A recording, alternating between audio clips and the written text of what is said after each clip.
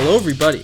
Ben Rogers here of Raptors Digest, reacting to the Toronto Raptors' 128-92 win against the New York Knicks. Riker, phenomenal win for the Toronto Raptors. The team played very well, blew out the struggling New York Knicks, even though they did get the big win against the LA Lakers the past night. But it's, this win comes with a looming depression, so to speak, with the unfortunate events of Kyle Lowry. Absolutely, and there's a lot of weird storylines to talk about in this one because we look at what happened with Kyle Lowry. We look at the Pistons that we lost to in that also depressing game. They just lost against the Cleveland Cavaliers, albeit without Blake Griffin. They're just some interesting storylines that have been happening. But before we talk about any of it, we'll get into the comment of the day. And tonight's comment of the day is going to be the first point that we can talk about in this game that's going to happen, this game that just happened. And basically, we'll throw it up on the board, but the comment says, SMH, shaking my head, to when people were saying that Jeremy Lin was better than Fred VanVleet. What are your thoughts on that? Is it too early to write off Jeremy Lin?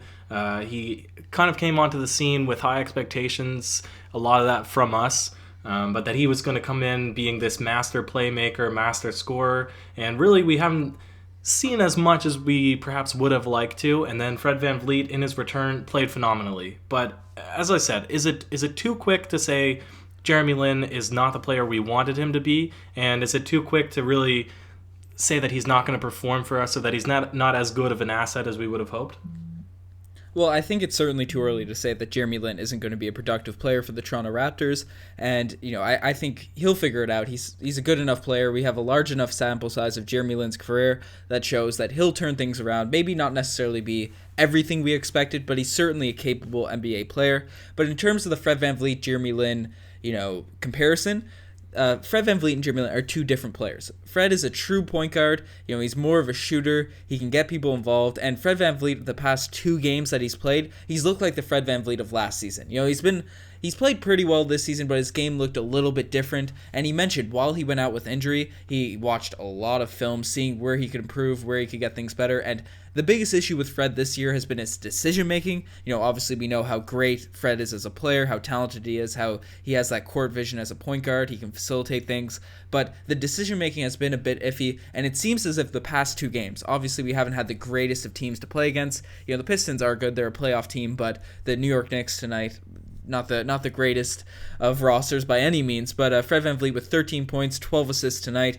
He just looks like that decision-making is there, and Fred is a true point guard. Well, Jeremy Lin, on the other hand, is more of an off-ball slasher. He's supposed to be able to hit more threes, and that's something we both expect him to hopefully turn around, because the law of averages states that he's going to shoot it better at some point, so I'm sure in the next few games he'll start knocking them down. But Jeremy Lin, we see it in a few possessions in these games. He gets the ball kind of open on the three-point line, and traditionally we're used to these Toronto Raptors outside wing players, whether it be Fred or even DeLon in the past, Norman Powell, OG, let that three fly. Jeremy Lin's first instinct is to drive it straight to the rim, straight down the defensive's throats, and I think two of them just have different games. I think they could play off each other very well. But Jeremy Lin, I think an area where he struggled as well is being forced to play the point guard position with Lowry and Fred VanVleet being injured, progressively throughout his tenure with the Toronto Raptors. So hopefully Lin will be able to turn it around, but if I had to make a comparison and choose one, I'd pick Fred just because of what we saw from him all last season, the shooting ability, the ability to pass.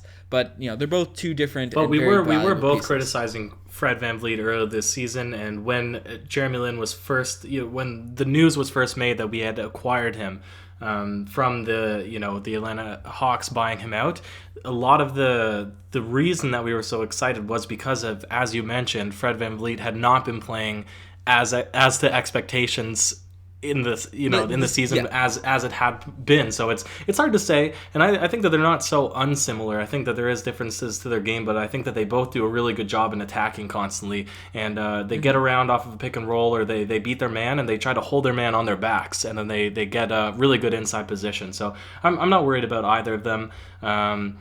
kind of a long conversation, longer than we needed to be, because there's more important things to talk about tonight, and that is, as you pre-alluded at the beginning of this podcast, something that could potentially come to be the Raptors' absolute demise come playoff time. Kyle Lowry went down. Woj says not to worry, but you think maybe it could be otherwise, that anything could happen with this injury. Break us down, tell us what happened, and what are your thoughts?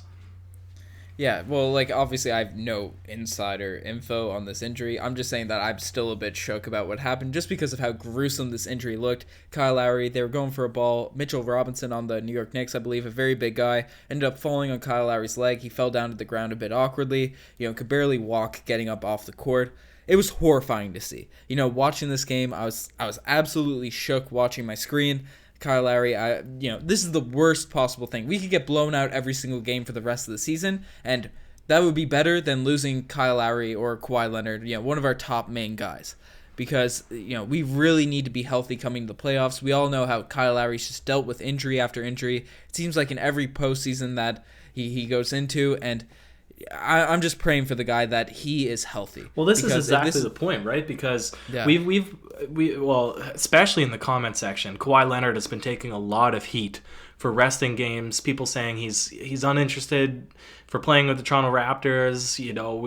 A lot of different complaints that people have been having. You can skim through. I'm sure that everybody knows they've all had their fair share in saying Kawhi Leonard should be playing in certain games. But this goes to show you, I'm glad that he didn't play in tonight's game, because Kyle Lowry, this goes exactly to show why we've been saying all season long, regular season doesn't matter. The Raptors will make the playoffs, right? Of course they want a good seeding, but regardless of what happens, they just want to be able to work through different lineups, different rotations to find something that works for come playoff time. But games like this, where there's absolutely really nothing on the line, and to have one of your top players go down with what could be a significant injury, hopefully not, and what's reported is that it won't be, this is really why you want to rest players at times, because it's just not worth it in the end. Yeah, certainly, obviously this is kind of a freak injury, a guy falling on your leg and all that, but you want to minimize the risk of having these things, and there's analytics, there's data that shows that second nights of back-to-backs is where people get mostly injured. You can look all that up online, so it's just unfortunate. Hopefully Kyle Lowry's fine. As you mentioned, Adrian Wojnarowski posted that it's a right ankle soreness. I was very shook because Kyle Lowry's grabbing his knee when he walked off the court. So that frightened me significantly as someone that's tore their ACL. But Woj said that the Raptors are currently testing it and they expect it to be fine, not super severe. So that's a good thing. Before we swing into the segments, though, there's a lot of positives otherwise to take away from this game. We all know how great Pascal Siakam is. He was a plus 37 for the game, 19, 8, and 5. He's been great all season. But the player I want to talk to you about is OG Anunoby.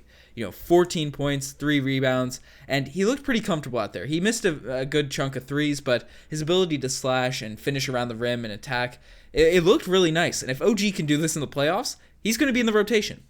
Well, he's been looking comfortable lately. Yep. Overall, maybe one or two games that not so much. But I'd say that he's been consistently and like a Patrick McCaw mentality, right? And that's what you want from any guy coming off the bench. Is consistency. You want to know what you get. Norman Powell, that's my biggest concern. You don't know what you're getting. One night he could be phenomenal. The next night he could be turning over the ball left, right, and center.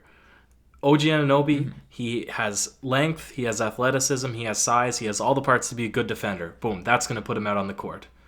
Yep. If he can knock down his open shots, that's going to keep him on the court. And if he can play with relatively high IQ and work in a system, I certainly could see him having a sizable role come playoff time. So I'm impressed with what I've been seeing lately. It's not blowing us out of the water. We definitely, this is the theme of today's podcast, higher hopes for players, and we had expectations that haven't necessarily been met. But this is a good all-around team, right? The Toronto Raptors, 8 people scored in double digits. You're not going to have every single person having crazy stats that are out of the roof. But this is as good as you'd want from OG Anunoby in a game like this, and it's promising moving forward for sure. Certainly, the Toronto Raptors bench played a lot better tonight. They really struggled against the Detroit Pistons, at least on the defensive end, getting things going. But they did a good job scoring, but they held the Knicks to they locked down everyone on the New York Knicks. But Norman Powell, you brought his name up. He had 10 points tonight, kind of all over the place game. We'll get to him more so in the segments. Marc Gasol looked pretty good in the starting lineup. He's been doing a great job of just being an all-around player. His assist numbers were down low today, 12 points, but 11 rebounds. Kyle Lowry was great when he was playing it.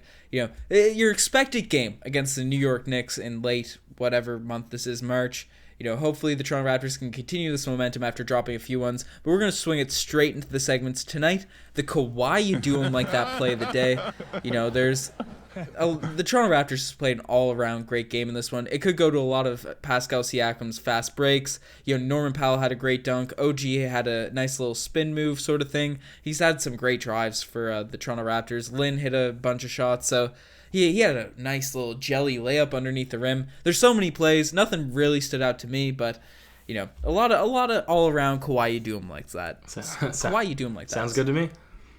Certainly, and not all plays can be the Kawhi Doom like that play of the day, and some just make you say, oh, geez. And tonight, the OG's play of the day, Norman Powell, I said we'd bring him up in the segments twice.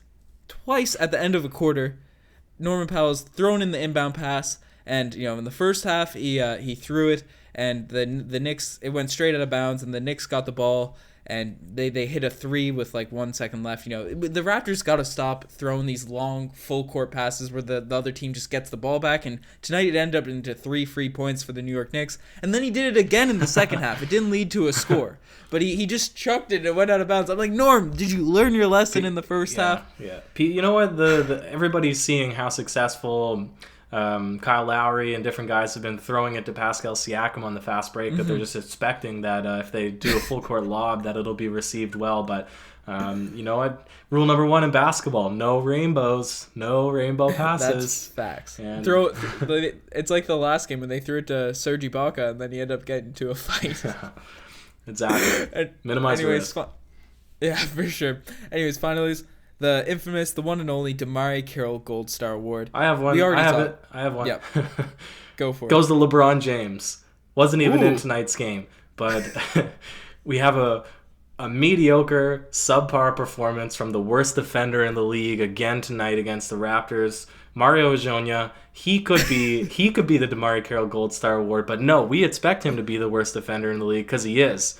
That can be proven by just watching any of the games that he has to face a hard matchup. And LeBron James, quote unquote greatest of all time, goes out and gets himself blocked by Mario Ejonia at the buzzer. It's yesterday's game, but it still deserves the DeMarre Carroll Gold Star Award, especially with the little oomph, the little I don't know what you would call it, the little glory, knowing that all the trouble that LeBron James has brought the Raptors. It's good to see a little bit of humble pie brought his way.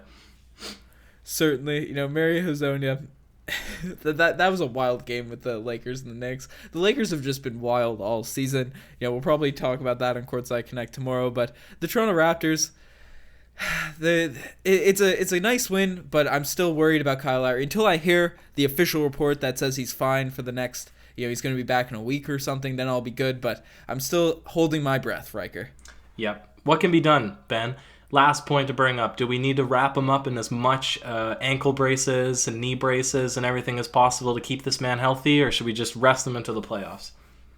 I'm saying we cut down his minutes. We rest him every now and then. We manage this guy's load. We've been managing Kawhi's load the whole season. Now we got to manage some of Kyle Lowry's load and keep playing him if he's healthy. Obviously, if he's not healthy, give him as much time as possible. But Kyle Lowry likes to be in a little groove, get minutes. And similar to what we've been doing with Danny Green. Danny Green's minutes have been cut back, stripped back a good bit over the past month or so. Nick Nurse has that strategy to keep him fresh and still in a rhythm as a three-point shooter. He had 13 points tonight in 22 minutes.